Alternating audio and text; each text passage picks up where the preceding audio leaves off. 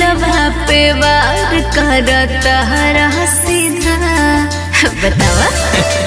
अच्छा हे बाबू हमार कवने अदा पे तू बहरा फिदा सफा दिलवा पे वार करता हरा सीधा। जब धनी तोहार आज लहरे जान तोहर गजबे के ढा गया। हाल क्या है दिलों का न पूछो सनम, हाल क्या है दिलों का न पूछो सनम। यूं तेरा मुस्कुराना गजब ढा गया। हाल क्या है दिलों का न पूछो सनम, यूं तेरा मुस्कुराना गजब ढा गया।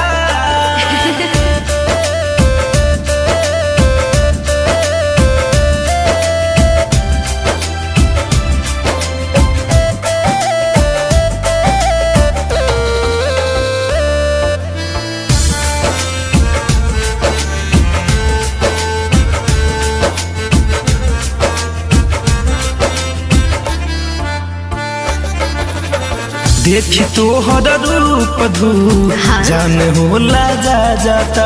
अच्छा। चांद भी लागे फीका तो मुखरा देखी शर्मा जाता। ऐसन का अरे हाँ हो सुना जान ज्यादा न करा बड़ाई हो। काहे देखी मौसम दिल ता अंगड़ाई हो। देखी तो हर रूप धू जान होला जा जाता। चांद भी लागे फीका तोर मुखरा देखी शर्मा जाता। चांद भी लागे फीका तोर मुखरा देखी शर्मा जाता। जब उठावा पे तू लगैलो लाली लाली गजबे के ढा गया।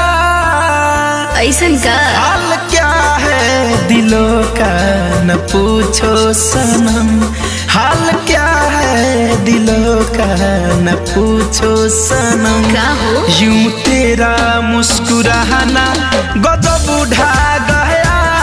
हाल क्या है दिलों का न पूछो सनम, यूं तेरा मुस्कुराना गजब ढा गया।